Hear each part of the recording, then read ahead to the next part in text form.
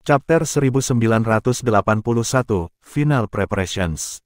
Aturannya memang tidak konvensional. Kerja tim sangat ditekankan. Perbedaan kekuatan antara para jenius-jenius dari 10 negeri suci tidak begitu hebat. Bahkan jika seseorang cukup kuat untuk menghadapi 3 lawan pada saat yang sama, mereka tidak harus mampu bertahan melawan gelombang demi gelombang serangan, memberikan bahwa merampok orang lain diperbolehkan berdasarkan aturan. Akibatnya, banyak yang akan merencanakan, menyerang, dan merencanakan satu sama lain. Dalam keadaan tersebut, rekan satu tim tidak hanya sepasang tangan tambahan, tetapi juga penguatan psikologis. Akan sulit bagi serigala penyendiri untuk melakukannya dengan baik di kompetisi. Kerja tim sangat penting untuk pertandingan grup. Aku harap kamu akan memahami niat yang sungguh-sungguh dari penyelenggara dan bekerja sama untuk skor yang baik. Terakhir, kompetisi akan berlangsung selama 15 hari. Kamu akan dipisahkan dan dikirim ke pulau satu persatu, jauh dari yang lain. Jangan berpikir bahwa kamu akan beruntung. Putaran ini membutuhkan kecerdasan, kekuatan, kesabaran, dan kerja sama. Para pemimpin tim akan memainkan peran penting juga. Petik 2. Mereka punya waktu setengah bulan. Itu bukan periode waktu yang lama, tetapi juga tidak singkat. Aku juga harus mengingatkanmu untuk tidak menganggap sidang percobaan akan ditempatkan di depan mata. Kami telah mempertimbangkan dengan cermat di mana kami menempatkan bola-bola itu. Mereka akan disembunyikan dan membutuhkan upaya untuk menemukan. Kamu tidak hanya menghadapi kejeniusan muda lainnya, tetapi juga keberuntungan itu sendiri dan tantangan untuk menemukan bola-bola tersembunyi. Petik 2. Aturan sudah dijelaskan. Jika didistribusikan secara merata, setiap peserta akan mendapatkan 10 bola dari 600 bola. Karena setiap bola adalah 1 poin, itu berarti 10 adalah skor rata-rata untuk para peserta. Tentu saja, seseorang harus mendapatkan lebih dari itu untuk mendapat peringkat di antara yang teratas. Setiap peserta harus melakukan yang terbaik untuk menang. Tim akan memiliki 1 jam untuk diskusi sebelum babak pertama dimulai. Setelah 1 jam, semua peserta akan dipisahkan dan dikirim ke pulau itu. Petik 2. 1 jam tidak singkat, tetapi terbatas mengingat tugas yang dihadapi. Setiap tim harus merumuskan strategi dan menetapkan rencana untuk mengakomodasi rekan setim dari berbagai tingkat kekuatan. Itu adalah tantangan serius bagi kebijaksanaan peserta. Wu Yu dan Gan Ning meringkuk dekat dengan Jiang Chen. Jiang Chen membawa mereka ke sudut kosong dan mengaktifkan mesin karantina. Dengan begitu, tidak ada yang bisa mendengar percakapan mereka. Bicaralah, tuan-tuan. Jiang Chen tersenyum. Wu Yu berpikir sejenak. Persaingan akan sengit. Banyak yang akan melakukan apapun untuk mendapatkan poin. Karena itu, prioritas kami adalah menemukan satu sama lain dan menghindari sendirian. Kalau tidak, akan mudah bagi orang untuk menjemput kami. Petik 2. Saudara Wu benar. Gan Ning mengangguk. Aku sudah bertanya-tanya apa yang akan aku lakukan jika aku menghadapi lawan yang lebih lemah dari aku. Strategi terbaik adalah merobohkan mereka dan menyembunyikannya. Itu akan memastikan aku memiliki satu pesaing lebih sedikit tanpa melanggar aturan menentang pembunuhan. Petik 2. Gan Ning termasuk di antara peserta yang lebih lemah. Biasanya orang seperti dia menganggap dirinya underdog dan menghitung risikonya. Tidak dapat disangkal bahwa dia ada benarnya. Orang-orang jenius yang peduli dengan reputasi mereka mungkin berpikir bahwa strategi seperti itu ada di bawah mereka, tetapi akan ada lebih banyak peserta yang berpikiran picik atau berbahaya yang tidak akan menghindar untuk melakukannya. Jika mereka bisa mengeluarkan rekan satu tim dari rival utama mereka, itu akan menjadi pukulan serius terhadap kompetisi. Sebuah tim hanya terdiri dari 3 orang. 1 orang lebih sedikit adalah 1 lebih sedikit sepasang tangan. Jiang Chen setuju dengan analisis Gan Ning. Dia juga sangat yakin bahwa dia akan menjadi target utama bagi banyak tim. Sudah waktunya menghadapi kenyataan. Tuan-tuan, banyak di Myriad Abyss sangat ingin menjatuhkan aku. Aku tidak bisa memberitahu kamu apakah ini merupakan berkah atau kutukan bagi kamu untuk berada di tim yang sama dengan aku. Namun, karena kamu adalah rekan satu tim aku dan kamu telah memilih aku sebagai pemimpin kamu, aku akan bertanggung jawab atas skor kamu, janji Jiang Chen. Wu Yu tersenyum tipis. Aku tidak takut. Selain itu, aku tahu tempat aku di Myriad Abyss. Aku tidak berniat untuk mendapatkan tempat pertama dalam kompetisi besar. Apakah aku mendapatkan skor yang baik tidak masalah bagi aku. Petik 2. Gan Ning terkekeh dan menyentuh hidungnya. Aku di bagian bawah jenius yang berpartisipasi. Aku tidak perlu terlalu peduli dengan skor aku, bukan? Petik 2. Jiang Chen melambaikan tangan di udara. Selama kamu berada di kompetisi, skor kamu penting. Jangan khawatir, aku punya rencana, biarkan aku jelaskan. Petik 2. Keduanya semua telinga. Begitu kamu memasuki pulau itu, pertahankan low profile. Jika kamu memiliki cara untuk menyembunyikan diri, lakukanlah. Aku akan melakukan semua yang aku bisa untuk menemukan kamu dan menghubungi kamu. Petik 2. Aku yakin mereka tidak akan membiarkan kita menggunakan alat komunikasi apapun, potong Gan Ning. Wu Yu mengangguk. Mereka tidak akan. Itu tidak masalah. Kita mungkin tidak diizinkan menggunakan alat komunikasi, tetapi aku punya banyak alternatif. Dengarkan baik-baik, aku telah membuat 3 paket dengan urutan prioritas berbeda. Kami akan mengubah eksekusi kami saat situasinya membutuhkannya. Petik 2. Jiang Chen menjelaskan 3 rencananya dalam urutan prioritas. Kegembiraan Gan Ning dan Wu Yu terlihat. Mereka memiliki keyakinan pada rencana. Sangat menggembirakan bahwa Jiang Chen telah menemukan banyak trik dalam waktu yang singkat. Keyakinannya menular dan beberapa keyakinan yang baru ditemukan muncul dalam harapan mereka yang sebelumnya kosong. Jiang Chen memberi mereka beberapa petunjuk lagi. Mereka bertiga bekerja sama dengan baik. Namun, dia juga bisa merasakan tatapan yang dilemparkan oleh tim lain. Beberapa bermusuhan, beberapa santai, dan beberapa geli dan tidak dapat dibaca.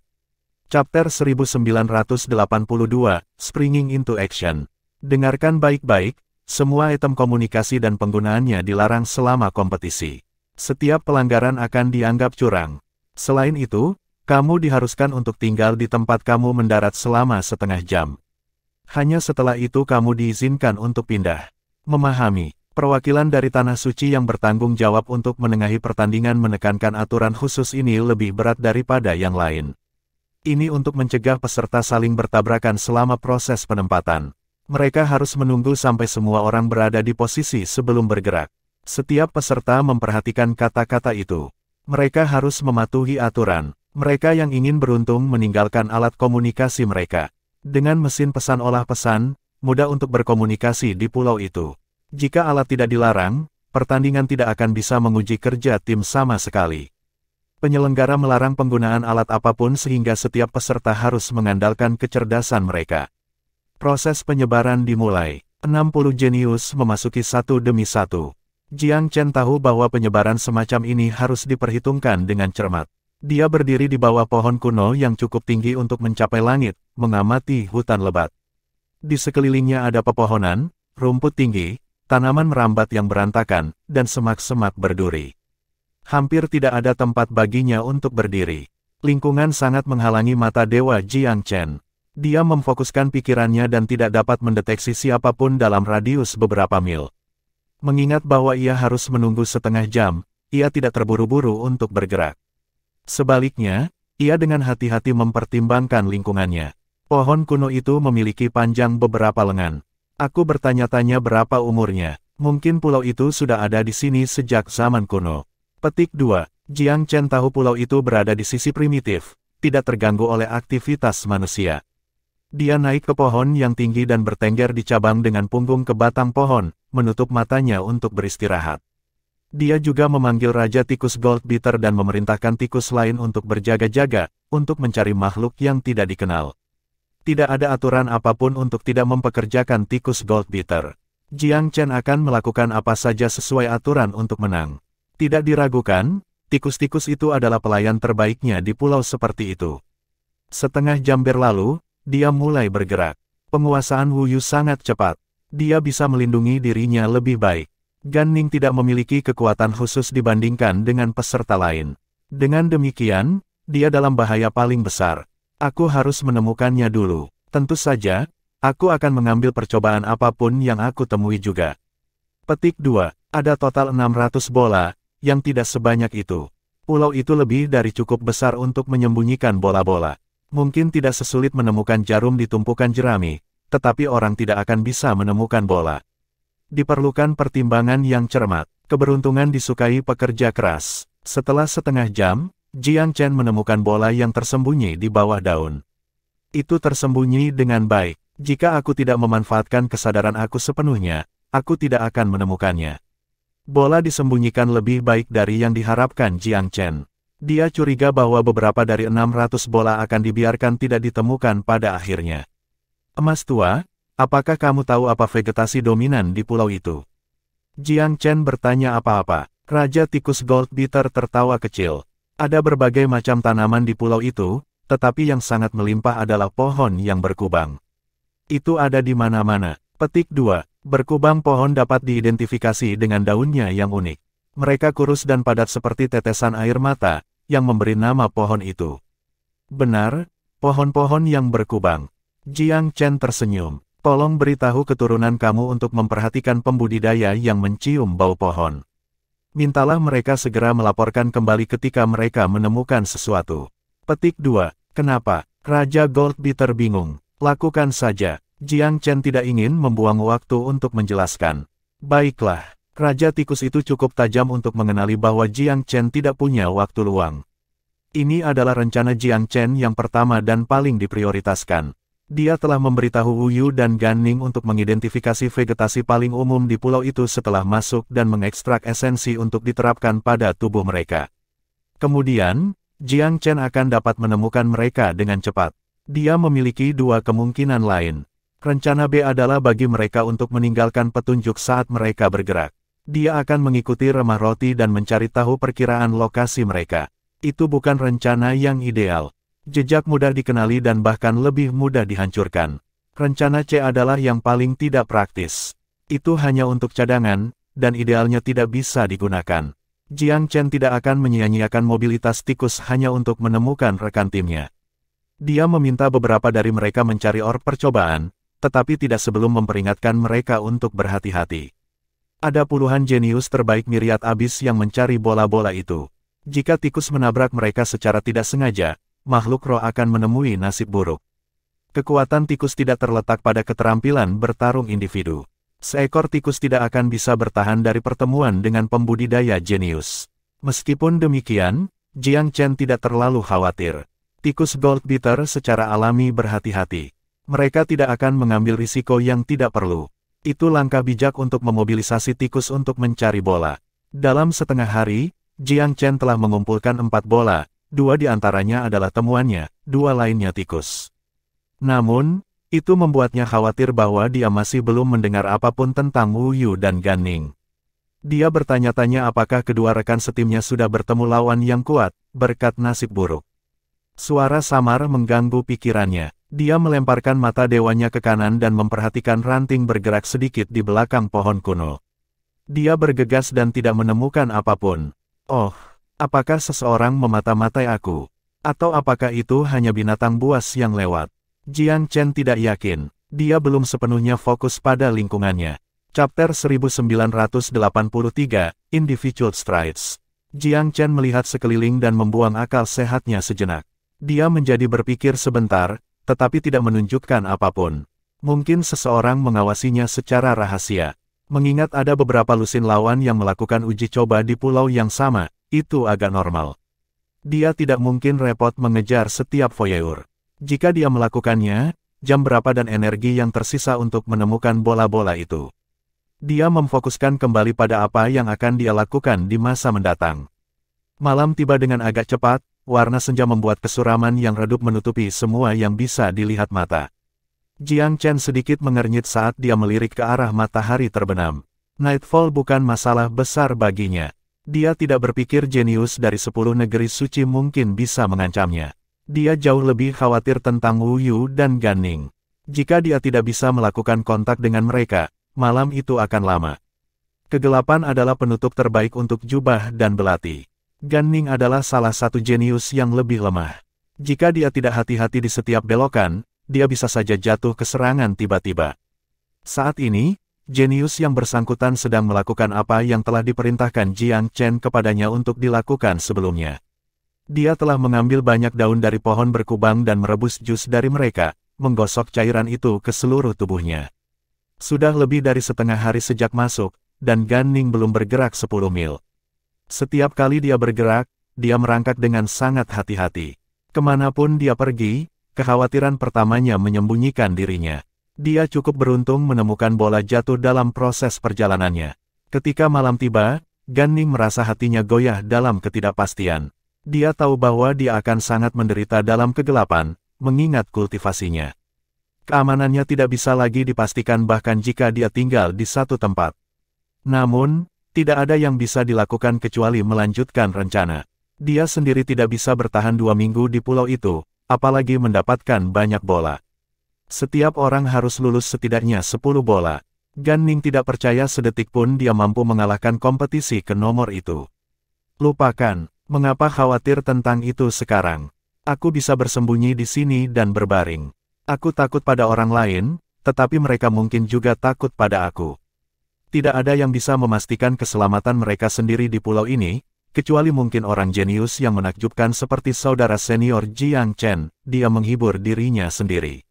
Dia tahu bahwa setiap tanah suci memiliki sejumlah jenius yang bangga dan gembira. Seberapa kuat saudara senior Jiang Chen menjadi? Ada beberapa jenius tanah suci yang dekat atau berada di empirean tingkat lanjut. Para jenius itu selalu berdiri di puncak generasi muda Myriad Abyss. Bahkan orang-orang seperti almarhum Xiahou Zong harus tunduk kepada mereka. Xiahou Zong selalu membual bahwa dia adalah yang terkuat di antara pemuda Myriad Abyss, tetapi Hao Xiao tidak pernah benar-benar memahami sejauh mana kekuatan tersembunyi dari 10 tanah suci. Tidak realistis mengharapkan seorang jenius dari faksi tingkat pertama menjadi lebih baik daripada setiap jenius dari tanah suci. Saat Gan Ning merenungkan keadaannya, dia tiba-tiba merasakan sedikit aktivitas di kejauhan. Rambutnya berdiri dengan waspada. Dia secara naluriah tahu dia sedang dilacak, meskipun dia sudah berusaha keras untuk menyembunyikan diri. Dia belum tentu menjadi sasaran khusus, tetapi dia berada dalam pandangan pemburu. Dia segera berlari menuju pohon kuno. Suara mendesing, cambuk menghantam tanah tempat dia berdiri beberapa saat yang lalu. Potongan rumput dan daun beterbangan di mana-mana. Jika dia tidak cepat tentang itu, dia akan terluka parah di tempat. Kamu pikir bisa kabur, nak? Suara dingin terdengar di dekatnya. Di arloji aku. Gan Ning tidak mengenalinya, tetapi ketegasan dalam dirinya jelas. Dia tidak akan bisa keluar dari ini dengan mudah. Pria muda itu mengutuk dirinya sendiri. Ini bukan situasi yang dia inginkan. Dia berharap untuk bersatu dengan saudara senior Jiang Chen lebih cepat daripada nanti, tetapi kenyataannya terbukti keras. Lepaskan bola-bolamu, nak. Jika kamu menyerah, kamu tidak akan harus banyak menderita. Suara dingin terdengar sekali lagi. Gan Ning hampir ingin segera melepaskan satu-satunya bola yang ada padanya. Namun, dia langsung menyadari bahwa melakukan hal itu akan membuatnya merugikan timnya. Bagaimana jika mereka akhirnya kalah oleh 1 bola tunggal? Plus, apakah orang yang tersembunyi ini benar-benar akan membiarkannya pergi? Penyerang mungkin tidak membunuhnya, tetapi kemungkinan besar pukulan meronta-ronta akan terjadi. Kemudian dia dilemparkan ke sudut gelap untuk menjaga dirinya sendiri. Kulit kepala Gan Ning kesemutan hanya memikirkannya. Tidak, bahkan jika aku tidak bisa mengalahkannya, aku harus setidaknya mencoba. Gan Ning tidak tahu kekuatan lawan ini, tapi dia yakin dengan pertahanannya sendiri. Sebagai seorang kultivator atribut air, ia memiliki komando atas sejumlah kemampuan terkait. Dalam pertempurannya melawan Jiang Chen, pria muda lainnya telah membiarkannya kalah dengan anggun. Pada saat itulah Gan Ning menyadari persis bagaimana memerintah Jiang Chen. Namun, jenius abis yang tak terhitung jumlahnya tidak mungkin semuanya Jiang Chen. Apa yang harus dia hilangkan dengan melawan? Gan Ning fokus. Riak berair memancar dari orangnya, menyebar ke ruang di sekelilingnya. Lengan dewa airnya adalah aset yang luar biasa. Itu memungkinkan dia untuk menyerang dan bertahan dengan mudah. Selama pertandingan tanding melawan Jiang Chen, dia adalah empirean tingkat ketiga. Bertahun-tahun kemudian, ia telah mencapai terobosan penting untuk mencapai tingkat keempat. Mungkin dia berada di bagian bawah dari 60 orang jenius yang berkumpul di sini, tapi dia yakin itu tidak mudah untuk mengalahkannya. Keluarlah ke tempat terbuka, nak. Suara itu terdengar lagi. Apakah kamu pikir aku tidak bisa melakukan apapun padamu, hanya karena kamu bersembunyi di balik pohon? Suara itu sangat bangga, seolah sudah membuatnya terkendali.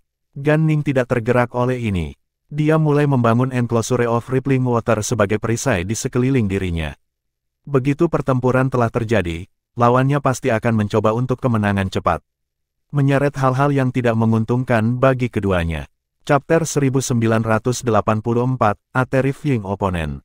Suara mendesing. Cambuk mirip ular beludak menempel ke pohon di belakang Gan Ning.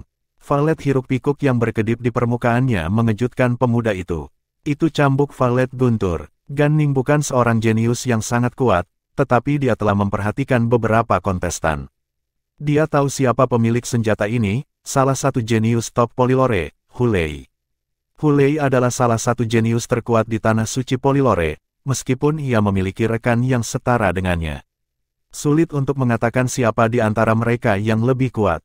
Namun, dia tidak diragukan lagi adalah liga di atas Gan Ning sendiri. Cambuk Hu Lei mencabut pohon kuno dengan satu gerakan, mengirimnya terbang ke udara. Pohon itu menabrak hutan cukup jauh, menyebabkan burung-burung squawking yang ketakutan terbang dari titik tumbukan. Gan Ning secara refleks menghindari serangan itu, tetapi sekarang setelah pohon itu hilang, tidak ada lagi antara dia dan musuhnya. Dia hampir bisa melihat bekas luka di wajah Hu Lei. Jenius Polylore memiliki mata seram dan seringai jahat. Aku tidak tahu siapa kamu, nak, dia tertawa, tapi aku ingat kamu dari Eternal. Apakah kamu dengan Jiang Chen itu? Petik 2. Meskipun kurangnya cahaya alami, visi Hu Lei benar-benar tidak terhalang. Pandangan sekilas sudah cukup baginya untuk mengidentifikasi targetnya.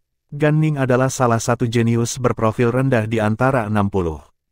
Namun, setiap peserta dalam kompetisi kompeten dalam banyak hal. Hu Lei, sebagai salah satu yang terbaik, langsung mengenalinya. Hu Lei menjilat bibirnya, sebuah cahaya lapar terpancar dari matanya. Polylore Divine Nation telah kalah dari Jiang Chen di masa lalu. Adalah kebohongan untuk menyatakan bahwa mereka tidak memiliki dendam dengan Jiang Chen. Para jenius tanah suci sangat tidak puas. Mereka ingin mengambil peluang apapun yang mereka bisa untuk menimbulkan masalah dan membalasnya. Hu Lei tidak berharap bertemu salah satu bawahan Jiang Chen di sini. Ya, orang yang paling lemah ini rata-rata, tetapi ia berada di tim Jiang Chen. Jika dia bisa menangkapnya dan menggunakannya sebagai umpan, itu bisa terbukti sangat berguna. Jenius Polylore itu menyeringai. Ini hari sialmu, nak. Gan Ning menguatkan dirinya. Hu Lei hampir berada di ranah Empire yang maju. Dia bisa mengambil setidaknya 3 Gan Nings. Apa yang bisa dia lakukan? Dia harus melawan. Dia tidak bisa kehilangan muka untuk abadi di sini. Sama sekali tidak butuh waktu lama bagi Hu Lei untuk memenuhi lingkungan dengan gambar-gambar dirinya sendiri. Dia hanya mengembangkan cambuknya sekali saja, tetapi Gan Ning melihat ribuan gema. Bahkan suara itu tampaknya telah berlipat ganda ke segala arah. Gan Ning mengatur enclosure of rippling water semua tentang dirinya sendiri. Dia mengisi lengan Dewa Air untuk membela diri dari serangan yang akan datang. Huff. Hu Lei mendengus. Apakah menurutmu beberapa gelembung bisa menghentikan cambuk valet gunturku? Dia mengacungkan cambuknya terus-menerus saat mengatakan ini, menghancurkannya terhadap pertahanan Gan Ning berulang kali. Enclosure mulai runtuh di bawah badai serangan.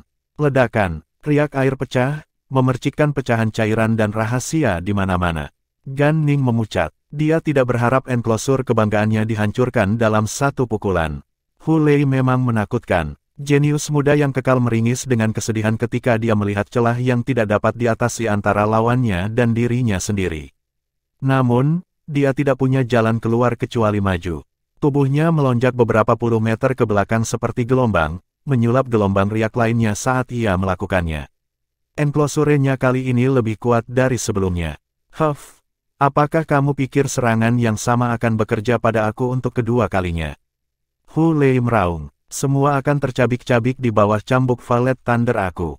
Suara mendesing. Seolah-olah diberi isyarat, cambuk tersebut merobek luka ganas di luar angkasa. Pop, pop, pop. Riak-riak air defensif dikurangi menjadi kabut yang tidak penting. Cambuk meluncur dengan kecepatan tanpa henti ke arah Gan Ning. Pria muda itu tidak mungkin menyulap enclosure lain dengan pemberitahuan sesingkat itu. Dia hanya bisa terus mundur, menghalangi dengan lengan Dewa Air saat dia melakukannya. Riak aquamarin muncul di lengannya, anehnya, cambuk itu meleset dari sasarannya. Hu Lei agak terkejut. Tidak buruk, nak, dia terkekeh. Aku sedikit meremehkanmu. Dia melirik serius ke lengan Gan Ning. Ada sesuatu dengan anggota tubuh aneh itu. Sesuatu langsung diklik di dalam kepalanya. Menebak, dia mengangkat cambuknya tinggi lagi. Namun kali ini, listrik valet berderak di sepanjang senjata. Gan Ning memucat ketika dia melihat apa yang telah dilakukan lawannya. Tanpa berhenti berdetak, Hulei memutar cambuknya ke arah Gan Ning sekali lagi dalam gerakan melingkar. Guntur yang tertanam dalam cambuk mendesis mengancam ketika dia melakukannya. Jika Gan Ning menggunakan lengan Dewa Air untuk memblokir lagi, petir di cambuk hanya akan menjadi lebih ganas untuk itu. Bahkan, lengannya mungkin dinonaktifkan secara permanen. Dia tidak berani melakukan sesuatu yang begitu bodoh. Tubuhnya bergerak untuk melompat ke langit, tapi ini jelas bukan pilihan terbaik untuk diambil. Cambuk Hulei masih dalam kekuatan penuhnya. Gan Ning sudah agak lambat dalam aptake, dan melompat berarti bahwa dia pasti berada di belakang pukulan lawannya. Kakinya adalah yang pertama dilumpuhkan oleh sambaran listrik yang mengalir di sekujur tubuhnya. Dia berteriak kesakitan, betisnya sudah terjerat oleh cambuk. Hulei terkekeh hina. Dia tahu dia secara signifikan lebih kuat dari Gan Ning dan bermain-main dengan mangsanya dengan tidak sopan yang dia bisa. Dia terutama menikmati ketakutan dan keputusasaan jenius lainnya, serta jeritan kesedihan. Dia melemparkan Gan Ning ke udara, lalu memutarnya tanpa henti seperti layang-layang di udara. Hulei tertawa terbahak-bahak saat melakukannya, memaksa Gan Ning untuk berputar lebih cepat dan lebih cepat sampai yang terakhir merasa sangat sakit. Chapter 1985, Jiang Chen Arrive. Hulei jelas menikmati menyiksa lawan. Setelah beberapa saat berputar, ia mengguncang tubuh Gan Ning dari genggaman cambuknya. Tubuh pemuda itu menabrak pohon di dekatnya. Bang! Gan Ning bertabrakan dengan mahkota muka pohon terlebih dahulu. Hulei terkekeh sekali lagi. Mangsanya tidak lagi memiliki energi untuk melawan. Setelah disambar petir valetnya, akan membutuhkan setidaknya beberapa jam untuk pulih sepenuhnya. Gan Ning seperti domba ke pembantaian. Hulei berjalan dengan santai. Namun, sesuatu yang tidak terduga terjadi. Gan Ning, konon di tengah daun, menghilang ke udara tipis. Bocah itu melarikan diri. Jenius Polilore tidak percaya. Dia sangat percaya diri dalam halilintar ungu. Bahkan seorang kultivator tingkat 9 ke 9 akan terpana oleh serangan langsung darinya. Bagi Gan Ning untuk lolos dari kemauannya sendiri tidak mungkin. Dia melihat sekelilingnya, tetapi Gan Ning tidak ditemukan. Marah, Hulei menyapu jari-jari besar di sekitarnya hingga bersih dengan cambuknya. Pohon dan dedaunan diratakan dan direduksi menjadi serpihan dan debu. Tapi tetap saja, tidak ada Gan Ning yang terlihat. Di mana dia? Apakah Hulei bermimpi? Bagaimana ini bisa terjadi? Hulei meledak dengan amarah. Dia tidak bisa menerima apa yang terjadi di depan matanya. Aku tidak percaya kamu bisa pergi dariku, nak. Dia menolak untuk menerima sesuatu yang sangat bertentangan dengan akal sehat. Apakah Gan Ning secara alami tahan terhadap petir? Tetapi bahkan jika dia tidak terluka parah, kemana dia pergi setelah dilempar? Bukankah seharusnya dia memiliki jalur untuk terbang atau terowongan untuk menggali? Tunneling. Tiba-tiba Hulei menjadi bijaksana. Mungkin anak itu telah lari ke bumi. Mustahil baginya untuk terbang. Hulei memiliki mata yang cukup untuk menangkap jejak penerbangan Gan Ning. Dari tempat dia berada di antara cabang-cabang, ke tanah tampak jauh lebih realistis. Sayangnya, dia benar-benar menghancurkan lingkungan itu sendiri. Akan sulit menemukan bukti tentang itu. Namun, dia berhasil menemukan lubang kecil di dekat tempat pohon itu berada setelah beberapa saat. Tempat menggali, jika itu salah, sangat kecil, sampai hampir tidak terlihat. Apakah anak itu mampu mengubah ukuran tubuhnya? Lubang ini sebesar tikus. Hulei tidak percaya. Dia tidak akan membiarkan mangsanya menjauh darinya. Jadi bagaimana jika Gan Ning telah menggali? Hulei mengusir kesadarannya untuk mencari aura residual. Menemukan itu akan memungkinkannya untuk menentukan di mana Gan Ning berada. Sebenarnya, Gan Ning belum jauh. Dia tidak akan bisa pergi sendiri kemanapun. Seekor Gold Beater Rat telah menyelamatkannya. Dalam hal senioritas, tikus ini berada pada generasi tepat di bawah raja. Kultivasinya cukup baik mengingat hal ini, tetapi jelas tidak bisa dibandingkan dengan Gan Ning, apalagi Hulei. Itu datang untuk menyelamatkan Gan Ning setelah menemukan bahwa rekan tuan muda Chen terluka parah. Tidak mungkin membiarkan manusia mati. Karena ini, ia menunjukkan keberanian yang tidak biasa untuk balapannya, menyeret Gan Ning ke tanah. Masa dewasa Gan Ning berarti bahwa tikus itu, yang hanya setengah ukurannya, tidak bisa jauh. Itu menjadi sangat lelah setelah hanya jarak pendek. Bukannya itu tidak cukup kuat, tapi itu tidak bisa terowongan dengan cepat dengan Gan Ning di belakangnya. Meskipun Gan Ning telah lumpuh secara fisik oleh Valet Thunderbolt, kesadarannya masih utuh. Dia heran melihat bahwa seekor tikus telah menyelamatkannya. Dia tahu sendiri bahwa dia tidak mungkin bisa melarikan diri. "Saudaraku tikus," katanya meminta maaf, "terima kasih telah menyelamatkan aku. Kamu bisa meninggalkan aku di sini, oke? Jangan khawatir tentang aku. Hulei tidak akan berani membunuhku, tetapi dia tidak akan berpikir dua kali untuk membunuhmu." Petik 2. Karena mereka berdua jenius yang bersaing, Hulei benar-benar dilarang membunuh Gan Ning. Tetapi perlindungan itu tidak berlaku untuk tikus ini. Jika Hulei tahu itu bertanggung jawab, dia akan memotongnya tanpa ragu-ragu. Tikus Goldbeater cukup pintar untuk memahami bahasa manusia. Matanya melirik ke sana-sini sambil berpikir, "Cepat pergi, setidaknya aku lebih aman di sini daripada di atas tanah." Gan Ning adalah pemuda yang baik hati. Aneh bahwa tikus ini muncul sama sekali, tetapi dia tidak akan membiarkannya terjebak dalam baku tembak. Si tikus merenung sejenak, lalu menyeret Gan Ning pergi ke lokasi yang sedikit lebih bijaksana. Itu mencicit beberapa kali untuk memberitahu Gan Ning untuk tetap tinggal agar bisa meminta bantuan. Karena Gan Ning tidak fasih dalam bahasa binatang buas kuno, dia tidak tahu apa yang tikus itu komunikasikan. Tetap saja, fakta yang dimaksudkannya cukup jelas. "Pergi, jangan tinggal bersamaku lagi," Gan Ning menepuk bulu ramping Goldbeater erat. "Heh, kamu pikir kamu bisa pergi sekarang?" Sebuah suara datang dari atas seperti guntur. Ada ledakan keras. Bumi terbelah terbuka oleh pisau sundering. Cahaya bintang membanjiri kegelapan di bawah tanah. Tempat Gan Ning bersembunyi 10 meter di bawah bumi, tetapi Hulei telah memotong sedalam itu dengan satu pukulan. Jenius yang terluka terbaring tak berdaya di hadapan pemburunya. Hulei melirik Gan Ning dengan dingin. "Apakah kamu berjuang dengan ampas kekuatanmu, nak? Cih, apakah tikus kecil itu cukup berani untuk melawanku juga? Mati saja." Mengatakan ini, dia menyapu cambuknya di Goldbeater erat. Senjatanya terhenti di pertengahan lintasan. Tanaman merambat yang tak terhitung jumlahnya telah bangkit dari sekitar untuk mencegatnya. Tanaman merambat ini memiliki warna yang agak eksotis, mereka terbagi antara biru es dan merah menyala. Mereka mengunci Whip of Valet Thunder, menguncinya di tempatnya. "Apa-apaan?" Hulei disambut dengan perkembangan yang tidak terduga. Dia menyentakkan lengannya ke atas, berusaha mendorong tanaman merambat keluar, tetapi hanya kecewa.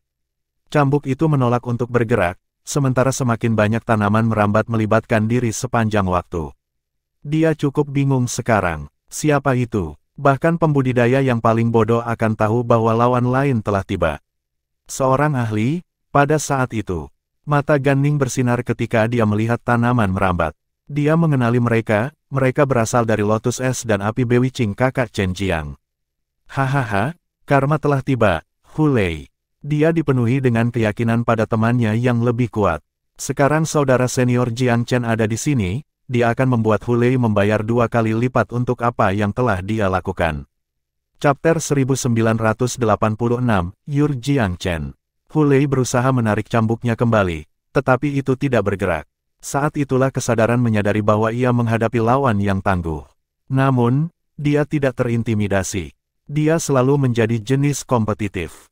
Semakin kuat lawannya, semakin ganas dia. Selain itu, semua kontestan di pulau itu adalah pembudidaya muda. Dia selalu menganggap dirinya jenius terbaik di antara para pemuda. Bahkan Jiang Chen Eternal, yang telah mencapai hal yang mustahil, tidak menggoyahkan persepsi itu. Dia mempelajari pertarungan yang menghasilkan ketenaran Jiang Chen.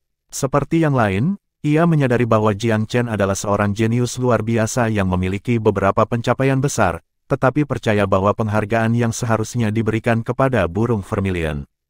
Tanpa itu, Jiang Chen tidak akan bisa melakukan apa yang dia lakukan.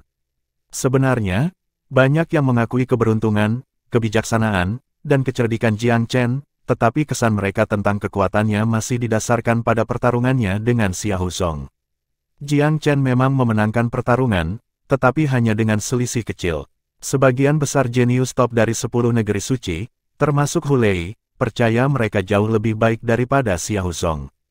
Mereka juga percaya apa yang diperoleh sedikit warisan Jiang Chen tidak akan sekuat itu sejak dia saja hanya bergabung dengan Tanah Suci Abadi.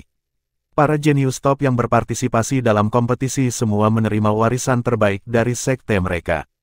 Mereka yakin bahwa mereka memiliki kesempatan untuk mengalahkan Jiang Chen dalam pertarungan langsung. Karena itu, Hu Lei sangat ingin melawan Jiang Chen. Kemenangannya yang menghancurkan akan membuatnya menjadi nama rumah tangga. Dia bukan satu-satunya yang berpikir seperti ini. Jadi meskipun Hu Lei terkejut, dia tidak panik. Jiang Chen harus datang untuk menyelamatkan Gan Ning. Jenius muda tidak akan begitu bersemangat sebaliknya. Dengan mencibir, Hu Lei memecahkan cambuknya pada lotus. Gergaji gigi gergaji muncul di atas permukaan cambuk dan mulai menggergaji tanaman merambat. Belching Lotus of Fire and Ice adalah kekuatan penahan yang kuat. Itu bisa beregenerasi bahkan setelah diputus. Namun, cambuk Violet Thunder juga bukan senjata sederhana. Setelah tanaman merambat dipotong, kabut hitam dipancarkan dari cambuk dan bergegas ke potongan segar, mencegah lotus dari generasi. Semakin banyak tanaman merambat yang diiris-iris. Cambuk berangsur-angsur pecah dari pengekangan lotus.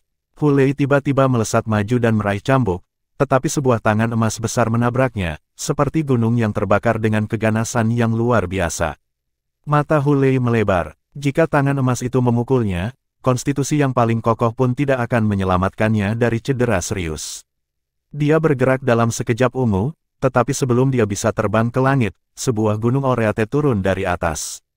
Hu Lei tertangkap basah. Dia tidak mengira serangan itu tanpa henti. Otot-otot kencang di bawah kekuatan gunung emas yang menakutkan, dengan gulungan, ia menghindar ke samping. Sayangnya, ketika dia melihat ke depan, cambuknya menjadi bayangan pucat, dikekang oleh kekuatan misterius dan bergerak dengan menyedihkan. Cambuk itu disita dalam sekejap mata. Hu Lei mendongak kaget melihat wajah muda mencibir padanya dari jauh. Dia segera mengenali pria muda itu. Itu Jiang Chen yang abadi. Aku tahu itu kamu. Mata Hu Lei memerah saat dia menyamakan Jiang Chen dengan tatapan berbisa seperti binatang haus darah. Kebenciannya terhadap kejeniusan abadi terlihat. Kamu dari tanah suci Polilore, bukan? Senyum Jiang Chen sedikit, tetapi percaya diri. Dia Hu Lei dari Polilore, saudara senior Jiang Chen. Gan Ning menyapa ketika dia mendekati Jiang Chen. Dia dan jenius lain dianggap sebagai talenta terbaik dari tanah suci mereka. Gan Ning telah menderita cedera serius dari cambuk Violet Thunder, tetapi itu tidak mengancam jiwa. Dengan istirahat, dia akan pulih. Hu Lei, Jiang Chen mengangguk. Dia telah mendengar tentang para jenius dari negeri suci lainnya, tetapi dia tidak cukup peduli untuk mencari tahu lebih banyak tentang mereka. Nama Hu Lei tidak asing, tetapi hanya itu yang dia ketahui. Aku sudah lama menunggu kamu, Jiang Chen, Hu Lei menyeringai. Apakah kamu tahu seberapa sering semua orang di Myriad Abyss berbicara tentang kamu? Aku mendapatkan kapalan di telinga aku karena mendengar nama kamu. Aku selalu bertanya-tanya seberapa kuat jenius yang dipuji semua orang. Aku harap kamu tidak mengecewakan aku hari ini. Petik 2. Senjata Hu Lei telah ditangkap, tetapi dia tidak tampak gugup. Jiang Chen tersenyum dan melihat sekeliling. Apakah kamu yakin ingin melawanku di sini? Tentu saja, Hu Lei menjawab tanpa ragu-ragu. Jiang Chen menyeringai. Bahkan ketika ada beberapa pasang mata yang tidak diinginkan di sekitar. Mata yang tidak diinginkan, Hu Lei mengerutkan kening dan memperluas kesadarannya. Dia tertawa. Aku akan kecewa jika kamu membual. Ada orang yang mengawasi kita. Bawa mereka pergi. Petik 2. Suara Hu Lei terdengar melalui area seperti bunyi guntur. Aku Hu Lei dari tanah suci Polilore. Keluar dari sini, tidak peduli siapa kamu. Jika kamu tinggal dan mengawasi kami dari kegelapan, kamu akan membuat musuh keluar dari aku. Petik 2. Nama Hu Lei tidak mengintimidasi seperti yang dia bayangkan. Hanya 2 peserta yang tersisa setelah ancamannya. Ada banyak lagi yang mengintai dalam gelap. Mungkin mereka lebih percaya diri dengan keterampilan mereka dalam sembunyi-sembunyi, atau mungkin mereka tidak takut pada Hu Lei. Hu Lei terkekeh. Baiklah, mereka semua pergi sekarang. Jiang Chen menggelengkan kepalanya. Apakah kamu yakin? Hu Lei berhenti. Apakah masih ada bajingan bodoh yang menolak untuk pergi? Jiang Chen berdecak. Jika hanya ini yang kamu dapatkan, aku kecewa. Wajah Hu Lei memerah karena malu. Dia memperluas kesadarannya untuk mencari lagi.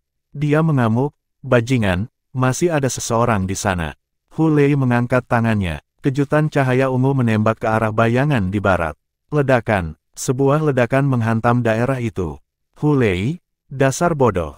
Seru sebuah suara. Kamu baru saja menggunakan kartu truf dengan menggunakan Valet Thunderbolt sekarang. Aku hanya seorang penonton. Aku tidak berencana ikut campur. Petik 2, Chapter 1987, Abed Na Duel. Kejengkelan suara itu menular. Hati Hulei berdenyut dengan penyesalan segera setelah ditunjukkan.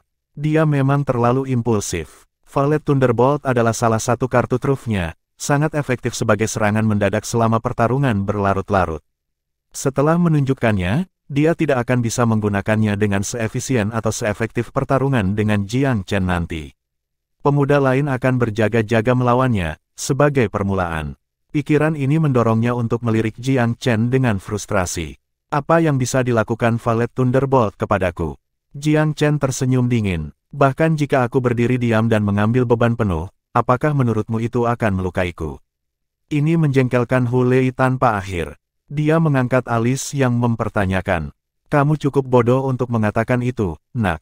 Valet Thunderbolt aku sangat kuat dan sangat merusak. Ini sekuat serangan kuat dari pakar Empire Puncak. Petik 2, Jiang Chen terkekeh. Seorang pakar puncak Empirean. Terus, beberapa saat yang lalu, dia telah bertukar pukulan dengan hamba Divine Kasyapa, sang dewa angin pertama. Jika dia tidak takut mengambil setengah dewa, mengapa dia khawatir dengan puncak serangan ke-9 tingkat ke-9? Selain itu, garis keturunan jangkrik emasnya memberinya kekebalan terhadap guntur dan kilat, serta racun. Valet Thunderbolt sepertinya tidak akan menyakitinya sama sekali. Jiang Chen tidak benar-benar ingin ditahan di sini oleh Hulei ini. Sayangnya, dia telah memukuli Gan Ning dengan sangat parah, dan korban muda adalah temannya. Jika dia pergi begitu saja, dia mungkin memberi kesan dia takut pada kejeniusan Polylore. Inspirasi muncul. Kenapa kita tidak bertaruh, Hulei? Dia berkata dengan dingin. Taruhan macam apa? Balas Hulei. Dia percaya Jiang Chen sebagai seseorang dengan segudang trik di lengan bajunya. Dengan demikian, ia secara naluriah berjaga-jaga saat menyebutkan taruhan. Mudah. Aku akan berdiri di sini dan menerima pukulan dari Valet Thunderbolt kamu. Lalu, kamu bisa berdiri di satu tempat dan biarkan aku memukulmu sekali. Bagaimana dengan itu? Jiang Chen terkekeh. Apakah kamu yakin? Hulei tercengang. Apakah remaja lainnya menderita semacam kerusakan otak dalam hidupnya? Apakah dia akan hidup setelah petir seperti itu? Tentu saja, Jiang Chen mengangguk, lalu melihat sekeliling. Semakin banyak orang berkumpul untuk menonton kami. Aku ingin membuat kamu meronta-ronta, tetapi tidak diragukan lagi memalukan kehilangan di depan begitu banyak mata yang mengintip. Hulei tertawa terlepas dari kemarahannya. Beri aku pukulan telak yang bagus. Apakah kamu mengada-ada di tempat, nak? Petik 2. Dia tidak percaya dengan apa yang diklaim Jiang Chen. Pasti ada motif tersembunyi di balik proposisi ini. Bukankah jenius abadi dikabarkan sebagai ahli strategi? Apakah ada sesuatu tentang taruhan ini yang tidak dia perhatikan? Tetapi tidak ada jumlah pertimbangan yang menghasilkan kemungkinan. Jiang Chen mencibir. Apa? Kamu bahkan tidak punya cukup keberanian untuk menyerangku. Bagaimana kamu siap bertemu dengan aku di medan perang? Inikah yang terkuat dari Polylore, Hulei? Petik 2. Hulei langsung tersulut. Aku tidak ingin mengambil keuntungan darimu, nak, tetapi jika kamu ingin bunuh diri, biarlah. Dia sangat marah. Gan Ning memandang Jiang Chen dengan cemas. Kakak senior, dia maju selangkah, Valet Thunderbolt-nya.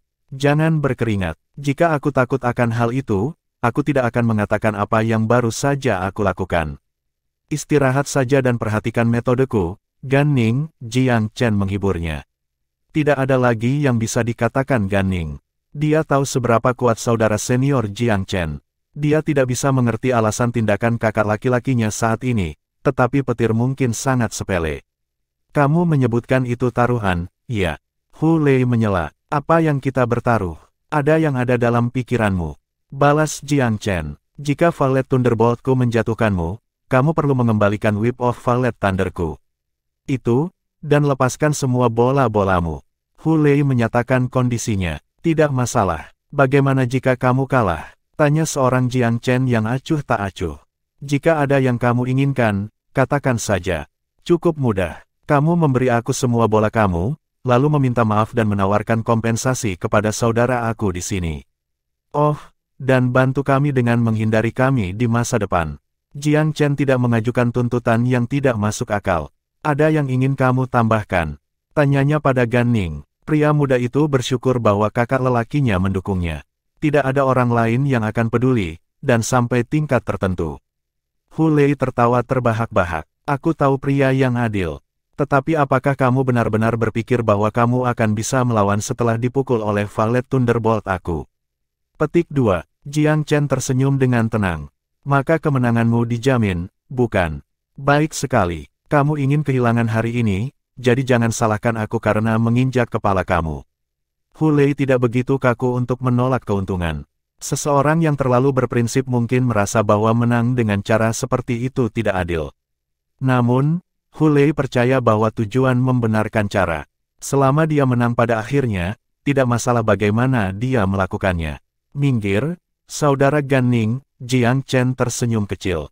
Gan Ning belum menyerah. Menurut pendapatnya, saudara senior Jiang Chen sangat terhormat dengan mengambil risiko yang tidak perlu.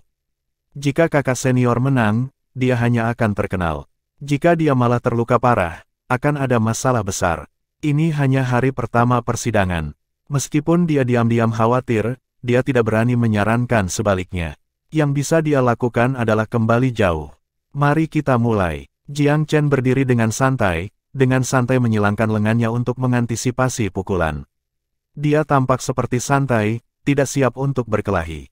Sikapnya membuat Hu Lei marah. Kamu menuju ke malapetaka, bodoh. Hu Lei yang sedang sakit mengumpulkan Valet Thunderbolt di tangannya. Ambil ini. Dia mengangkat tangannya, melempar kilat kecubung ke arah Jiang Chen. Jiang Chen mengerahkan mata dewanya secara maksimal. Dia bisa melihat jejak cahaya sejelas lintasan serangga dalam gerakan lambat. Tidak ada apapun di dalam. Itu tipuan. Jiang Chen menganggap ini agak lucu. Hu Lei tampak kasar di permukaan, tetapi sebenarnya cukup cerdik. Ini adalah tipuan daripada serangan yang sebenarnya. Karena dia melihat kenyataan dari situasinya, dia bermaksud membanjiri lawannya secara psikologis. Dia berjalan ke depan daripada ke belakang saat cahaya mendekatinya. Menghirup sedikit, ia meludahkan nafas ki sejati dengan suara lembut. Semua saksi dari pertarungan ini tercengang. Apakah Jiang Chen menggunakan napas untuk melawan Valet Thunderbolt dari Hu Lei?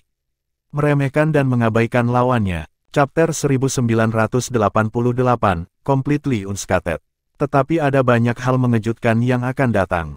Ketika cahaya ungu bersentuhan dengan napas Jiang Chen, ia menghilang di tempat tanpa ledakan.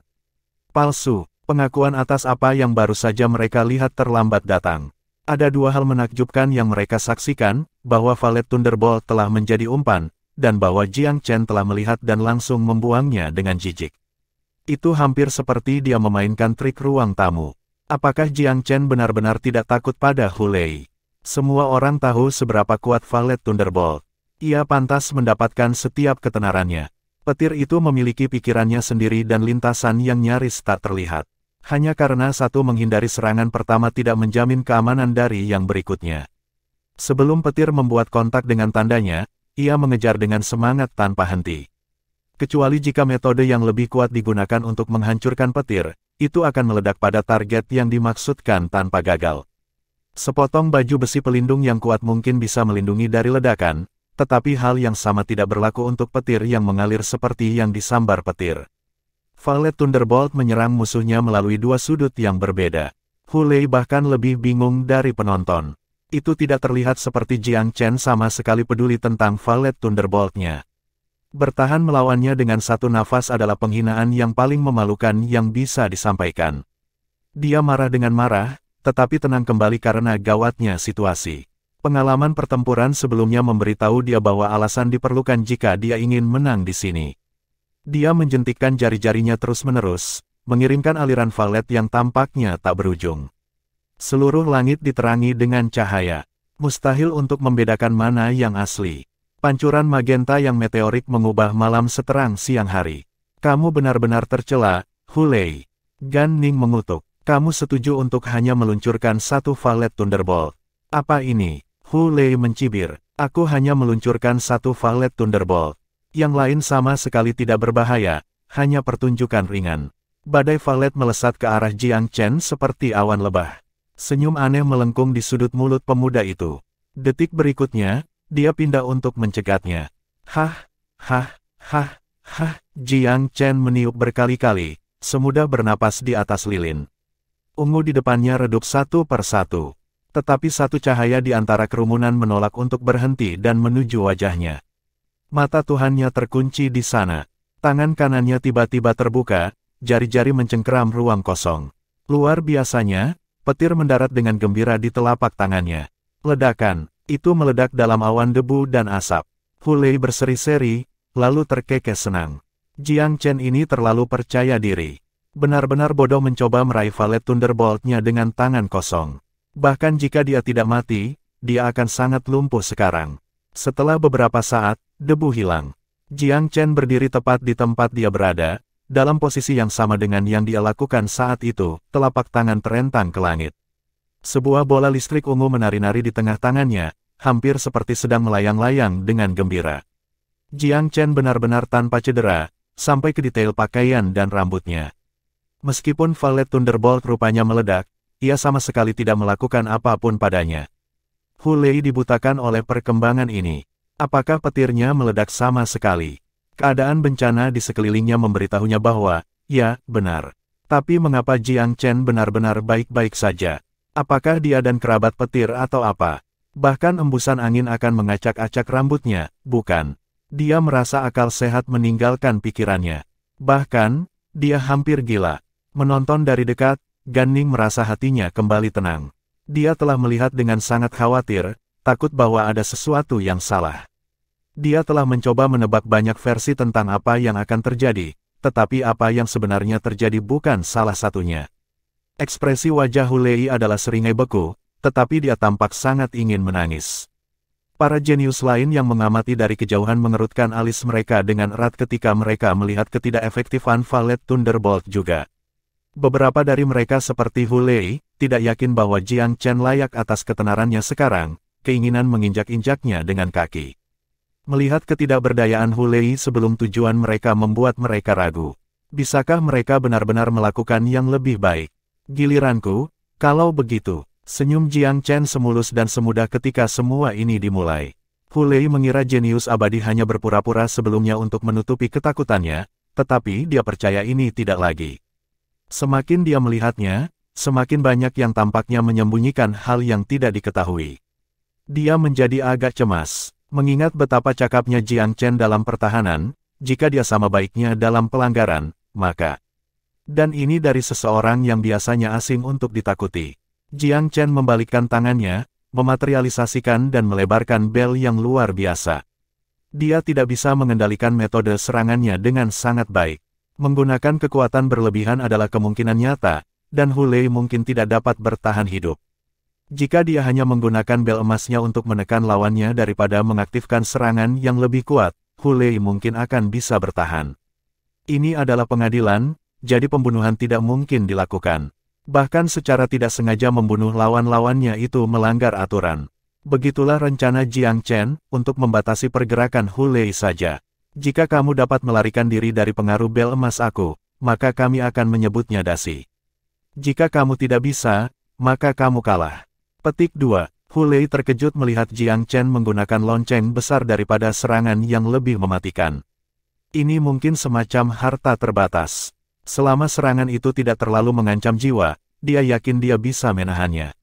Ketegangannya agak rileks. Baik, mari kita lihat apa yang dapat dilakukan lonceng kamu ini. Nada bicara Hulei lebih menggonggong daripada menggigitnya. Jiang Chen mengangguk, lalu mendorong bel ke depan. Itu berdengung keras, berkilauan dengan cahaya yang berlapis emas yang menyelimuti di mana Hulei berdiri. Hulei menyeringai, menatap tajam ke arah lawannya. Jelas, ia menganggap penggunaan lonceng Jiang Chen sebagai terlalu rendah perkiraan tentang apa yang bisa dilakukan oleh jenius Polylore. Apakah ini sudah dimulai? Kekling, dia membuat untuk melompat keluar dari area efek cahaya. Chapter 1989, Accepting Onslaught. Kepercayaan tinggi Hulei berasal dari kemampuannya. Seperti yang mungkin disarankan oleh tokoh-tokoh namanya, dia secepat kilat dan kilat. Ini adalah alasan lain dia berani menantang Jiang Chen untuk menginjak kejeniusan abadi. Sayangnya, dia baru saja menemukan tingkat kesalahannya. Dia cepat, ya, tapi cahaya keemasan itu bahkan lebih cepat. Begitu terkunci padanya, dia menyadari bahwa dia tidak bisa menghindari sinarnya tidak peduli bagaimana dia bergerak. Lonceng menjulang di atasnya seperti bayangan yang tak terhindarkan. Selain itu, cahaya berlipat ganda untuk membuat tubuhnya lebih berat dan lebih berat. Dia tidak bisa lagi bergerak dengan kecepatan apapun. Ini tidak baik. Ada sesuatu dengan lonceng emas itu. Keringat dingin menetes ke dahi Hulei. Dia mengertakkan giginya, lalu membanting tubuhnya keluar sekali lagi dalam upaya terakhir untuk memaksa keluar. Sayangnya, ia meremehkan kekuatan terbatas dari lonceng emas. Setelah dikunci oleh cahayanya, bahkan seorang ahli empiris tingkat 9 tidak harus bisa melarikan diri. Hulei tidak berada di dekat level itu. Terlepas dari seberapa kuat Valet Thunderbolt-nya, kultivasi sejatinya lebih dekat daripada di Empyrean tingkat lanjut. Dengan kata lain, dia secara teknis tingkat lebih rendah dari Jiang Chen. Jiang Chen sudah bisa menghancurkan lawan yang sederajat. Hulei, yang lebih rendah, akan menjadi penurut. Bahkan, dia terbiasa membawa para pembudidaya beberapa tingkat lebih kuat darinya. Dengan kata lain, dia mungkin bisa menangani 4 hingga 5 Huleis ditambahkan bersama. Lonceng turun semakin dekat ke tanah, mengintensifkan kekuatan ikatannya. Dentang, itu mendarat dengan suara keras, melampirkan Hulei sepenuhnya di dalam. Para jenius yang mengawasi dari sekeliling memucat, hati mereka tenggelam dalam ketakutan. Sebelum ini, banyak dari mereka berharap untuk mengalahkan Jiang Chen untuk membuat nama untuk diri mereka sendiri. Mereka meninggalkan ide itu berbondong-bondong sekarang. Seseorang seperti ini tidak layak untuk ditantang. Hulei layak mendapat peringkat di antara 10 negeri suci terbaik. Dan apa yang terjadi padanya? Wajah penuh debu dan kekalahan yang sangat meyakinkan. Bel mengangkat sedikit, membiarkan Hulei yang acak-acakan bangkit kembali. Jadi, bagaimana menurutmu? Jiang Chen bertanya secara merata. Meskipun Hulei cenderung agak menjengkelkan, dia tahu dia harus menyerah di sini. Jika Jiang Chen tidak mengambil bel, dia tidak bisa melakukan lebih dari meringkuk di dalam dan tidur siang. Sedikit jengkel, dia mengakui kehilangannya dengan sedikit kecewa. Kamu menang kali ini, namun, aku tidak sepenuhnya puas bahwa kamu lebih baik dari aku. Aku merasa seperti ditipu. Jika kita bertarung dengan sungguh-sungguh, aku tidak yakin aku akan kalah. Petik 2. Dia tidak ingin menyerah, meskipun gagal. Jiang Chen tertawa. Tidak ada gunanya berdebat. Ya, taruhan. Kamu akan memenuhi janji kamu. Petik 2. Jika Hulei ingin menegaskan kompetensinya sendiri, siapakah Jiang Chen yang melarangnya? Jiang Chen baik-baik saja dengan hanya mendapatkan hasil. Memulai perselisihan tentang detail kecil itu tidak masuk akal. Lonceng melonggarkan, melepaskan cengkeramannya pada tubuh Hulei. Butuh beberapa saat bagi si jenius Polilore untuk keluar dari lamunannya. Dia mengeluarkan 2 bola dari antara barang-barangnya dengan jengkel. Hanya ini yang aku miliki. Ambil. Jiang Chen dengan senang hati menerima. Dia tidak akan membiarkan Hulei pergi dulu. Dia menempelkannya dengan tatapan tajam. Hulei balas menatap dengan perasaan tidak puas, tetapi tidak ada apa-apa untuk itu. Dia berjalan ke Gan Ning.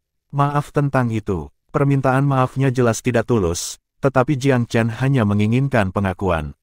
Selain itu, kompensasi material juga diperlukan.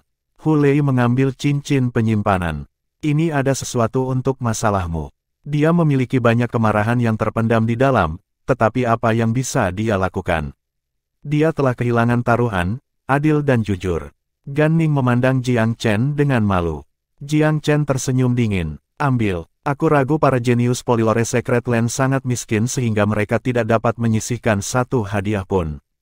Meyakinkan, Gan Ning menerima cincin itu tanpa upacara. Hulei mendengus. Ingat, aku hanya meminta maaf karena kakakmu. Kamu tidak istimewa bagi diri kamu sendiri. Petik 2. Dia menatap tajam ke arah Jiang Chen sekali lagi saat dia mengatakan ini, kesal dengan apa yang baru saja dia lakukan. Dia menginjak kakinya dengan keras, lalu membalikkan punggung. Tunggu, Jiang Chen tiba-tiba berseru. Apalagi yang kamu inginkan? Hulei merengut. Jiang Chen melemparnya dengan cambuk Valet Thunder dengan penuh gaya. Sia-sia bagiku untuk menyimpan milikmu. Kamu bisa mendapatkannya kembali. Kamu jelas menghabiskan banyak waktu untuk harta ini, dan aku pikir akan lebih baik jika kamu mengambilnya. Mengapa aku harus merampok barang favoritnya? Petik 2. Dengan agak terkejut, Hulei menangkap cambuknya hampir tanpa berpikir. Dia berpikir untuk memintanya, tetapi tidak cukup tebal untuk melakukannya setelah kalah taruhan. Jiang Chen mengembalikannya kepadanya atas kemauannya sendiri benar-benar sangat murah hati. Banyak dari kebenciannya yang tersisa tiba-tiba mereda. Dia memandang Jiang Chen sekali lagi dengan sedikit kebingungan, lalu menepuk tangan dan berbalik untuk pergi. Kita harus pergi juga. Jiang Chen memanggil Gan Ning. Pemuda lain mengangguk, lalu mengikuti kakak seniornya dengan keluar dari tempat kejadian. Para jenius yang menonton dari jauh sudah tersebar. Banyak dari mereka bahkan lebih waspada terhadap Jiang Chen sekarang, khawatir akan kemungkinan bahwa mereka mungkin bertemu dengannya dan bola orb mereka disita. Apa yang akan mereka lakukan jika mereka jatuh ke tangannya? Menolak permintaan bola mereka, Hu Lei sangat kuat, tetapi menyerah dengan mudah sebelum Jiang Chen berkuasa. Gan Ning dan Jiang Chen menuju jarak jauh sebelum mereka memperlambat langkah mereka. Terima kasih banyak atas bantuannya, saudara senior Jiang Chen. Gan Ning benar-benar berterima kasih. Aku agak terlambat, jujur. Kamu tidak akan menderita jika aku datang lebih awal. Prioritas kami saat ini adalah menemukan Wu Yu. Petik 2. Anggota ketiga dari tim mereka tidak ditemukan. Namun, kecepatan Wu Yu berarti bahwa ia mungkin dalam kondisi yang lebih baik. Melihat bahwa Gan Ning masih agak sedih, Jiang Chen menghiburnya.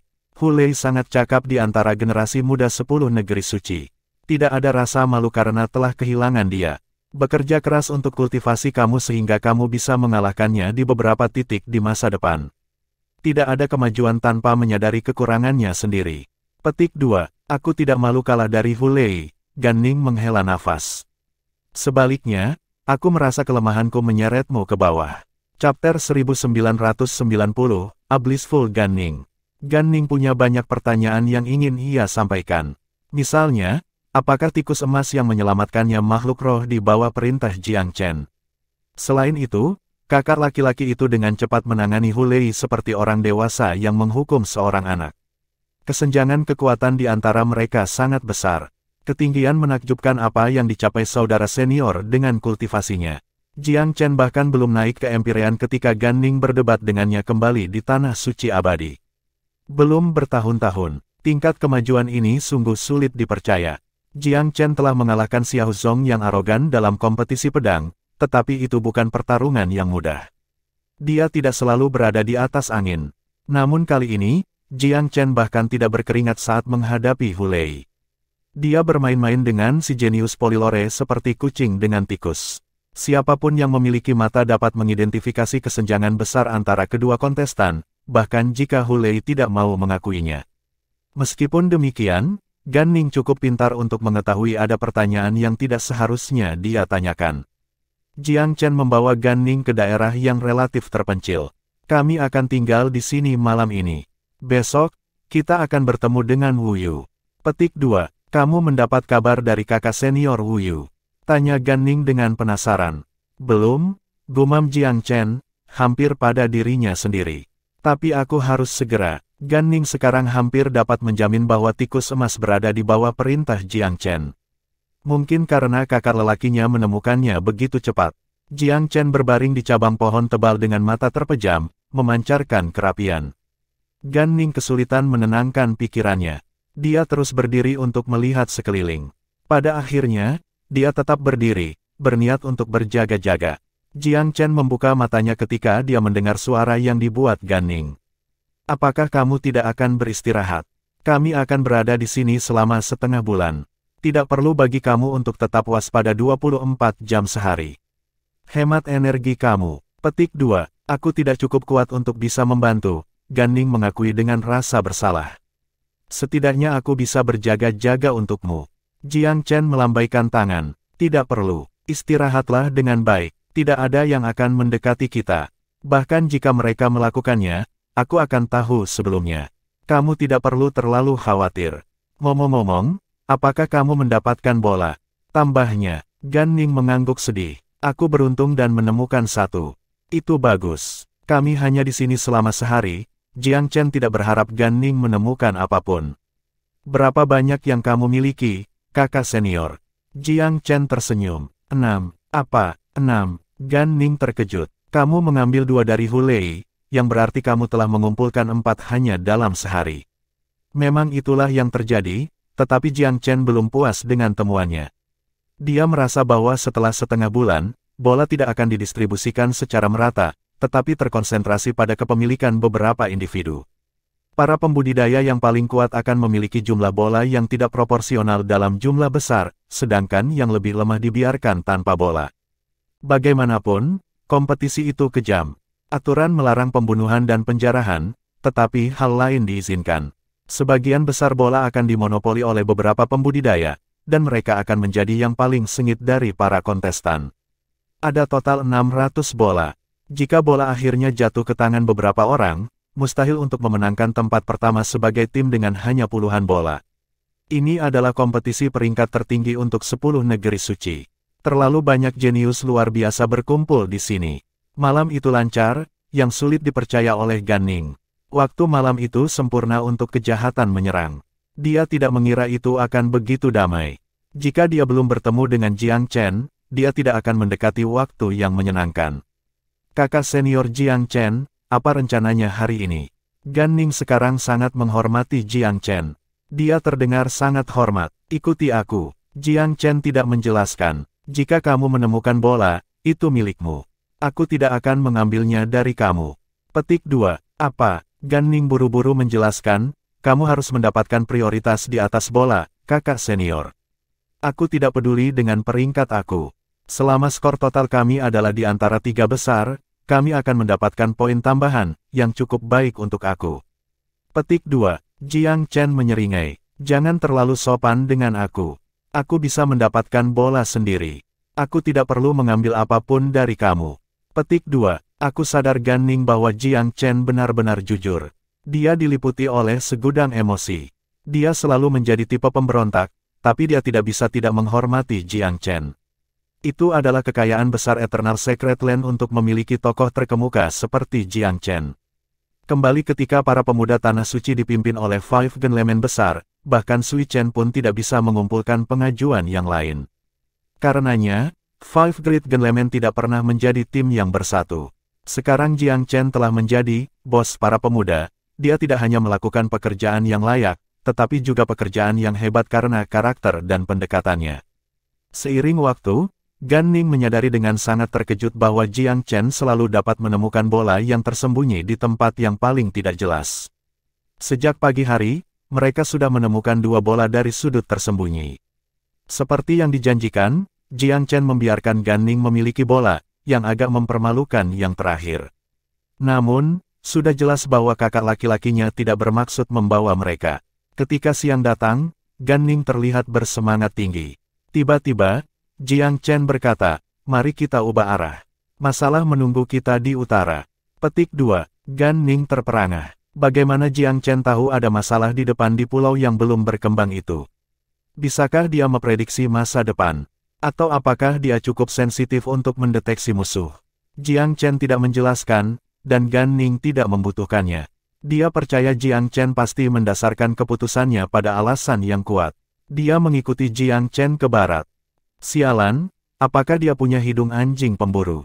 Bagaimana dia bisa begitu sensitif? Apakah dia tahu kita telah menyiapkan serangan untuknya? Petik 2. Tidak jauh ke utara, beberapa pembudidaya memandang ke kejauhan dengan mata berbisa.